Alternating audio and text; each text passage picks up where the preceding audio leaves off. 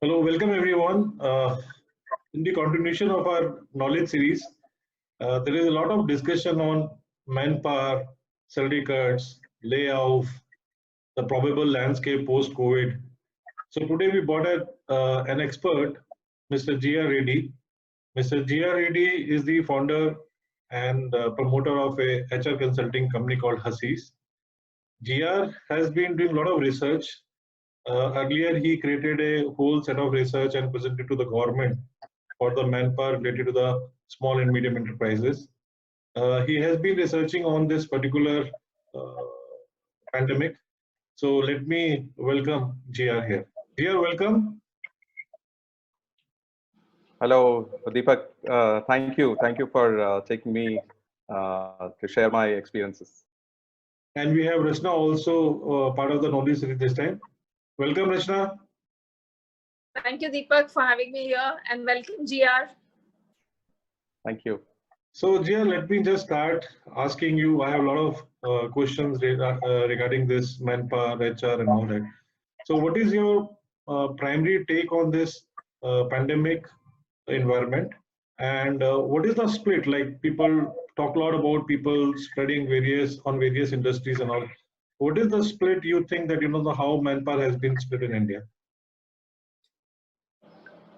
I think there is definitely the impacted industries and also non-impacted industries. So when we actually looked at some of the key areas, if I can actually share the screen with you, Please go ahead. just to take. So I'll actually take you to.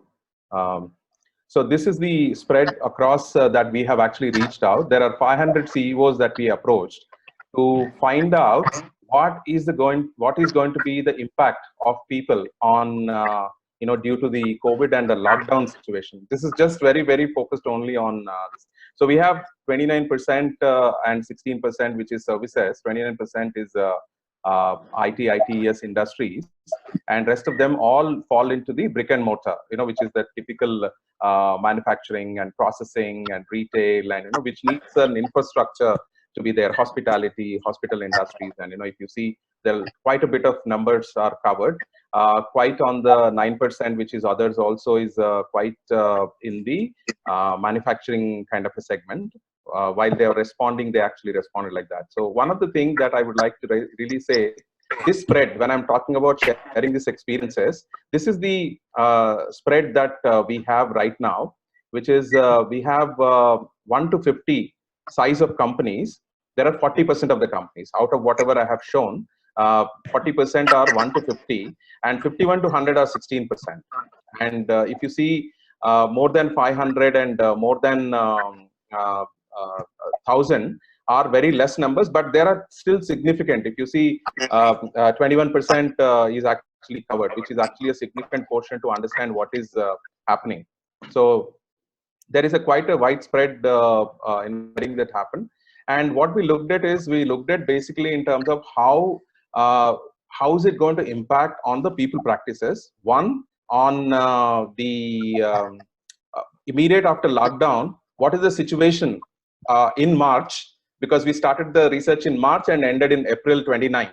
So that means how it's going to impact, and how do they see April, and how do they see May, and that's how the spread that we have focused on.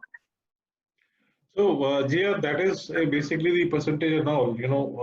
What is the one question which comes in every person who has been working, and rather even from the employer side as well as from the employee side.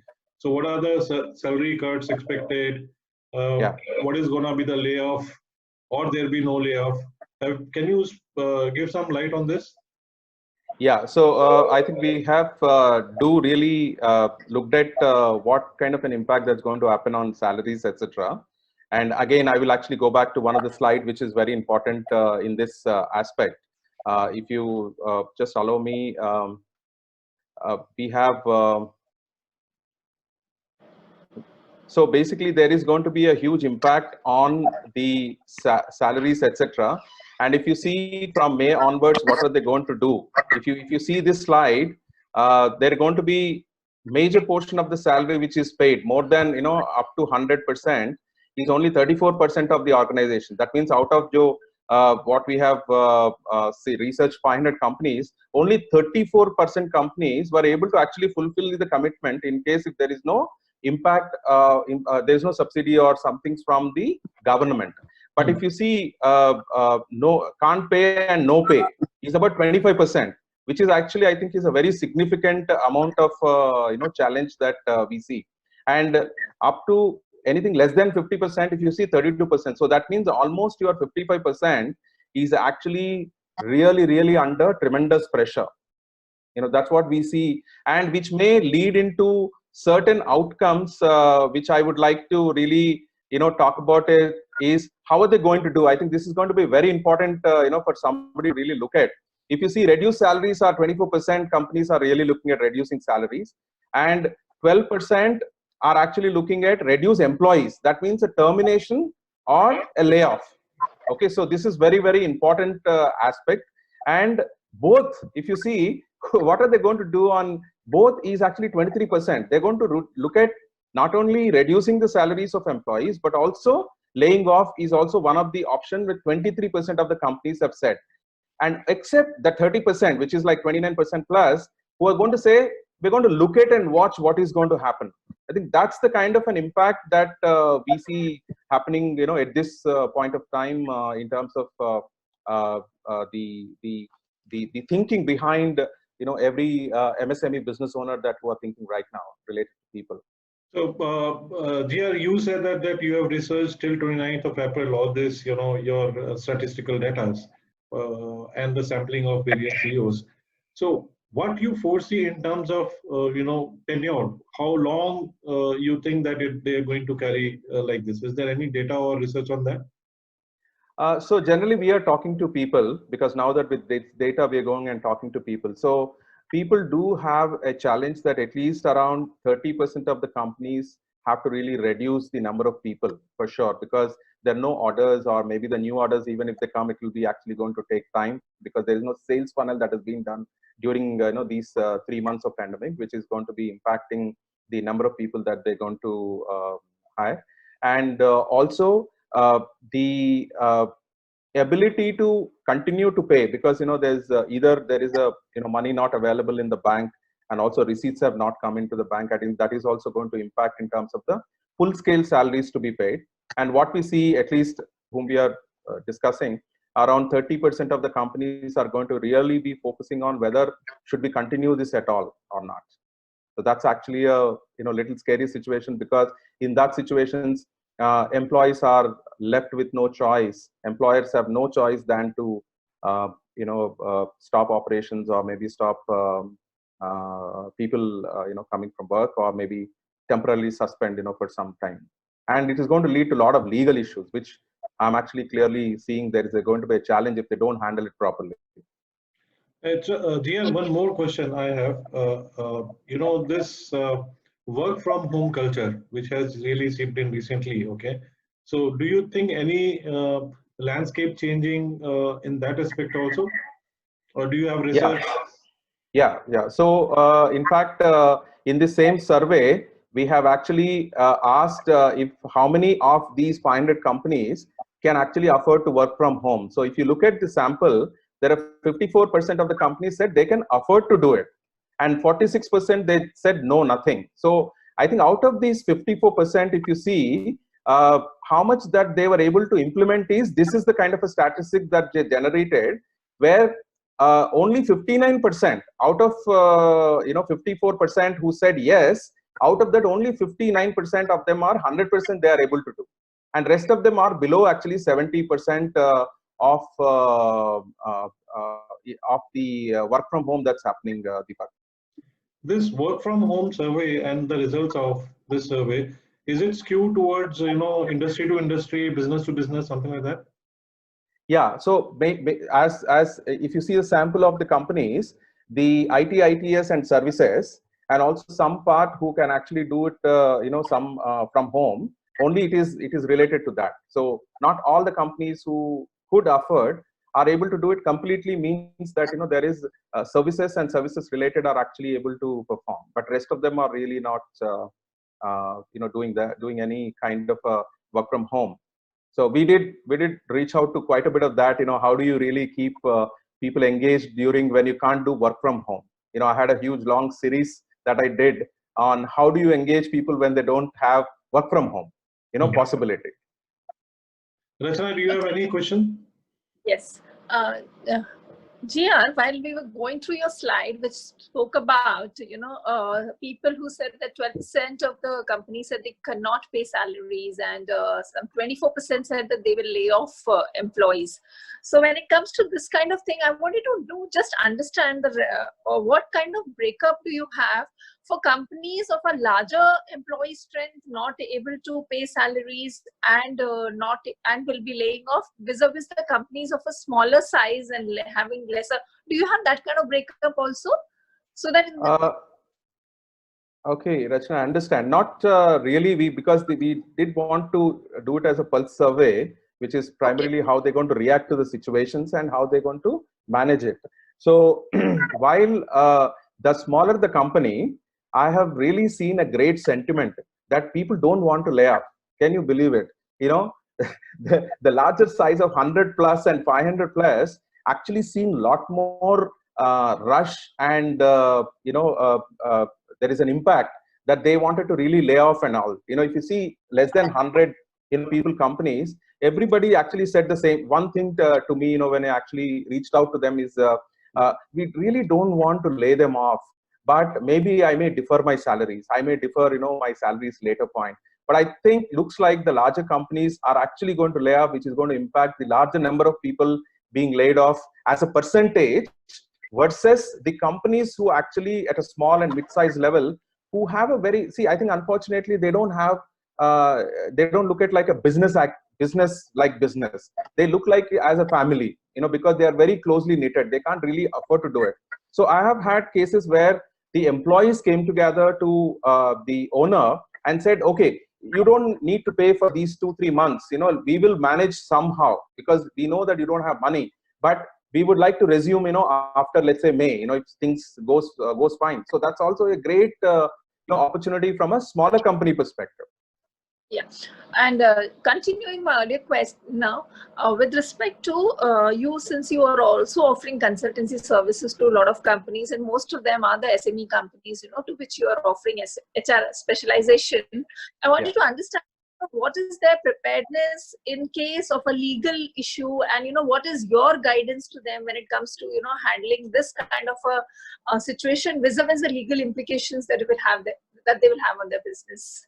Sure. I think, we're going to innovate every time there is a challenge, right? So now we have a special COVID related, services. Now, we actually defined all the segments into COVID related, services. And, but yeah, we are not commercially really pushing that as of now, because I think they're under stress that we need to do a lot more support. So what is going to happen is basically one thing that they're trying to look at is some of the companies, when the tide is good and they were actually growing pretty well, they would have actually increased salaries like hell. Nobody's business, because they didn't even really look at that the business is going to be like this, and then hence there is a lot of upside salary benchmark and everything was done. So currently what's happening is that they're now actually asking us, saying that, hey, can you do something? Can you do a salary survey to look at that currently actually where do we stand?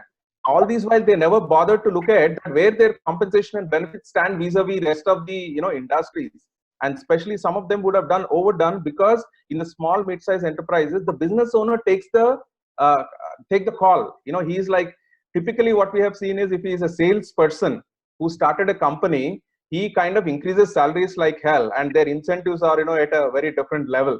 But whereas the non-sales, business owners are little conservative, especially from the operation side. Somebody was coming. So now we actually have this challenge of actually identifying where do you stand in terms of the salary benchmark outside vis-a-vis market, and can you do some correction? That is one.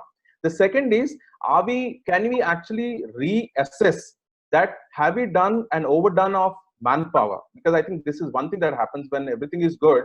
We keep hiring for every requirement. Now today, when we are actually suggesting them that you should have each individual should be given much more bigger role, because you can't afford to have too many number of people. Now the reorganizing of work and reassessing of the skills of employees and reassigning is happening right now, Rachna. Because of that, there's going to be certain reduction of employees.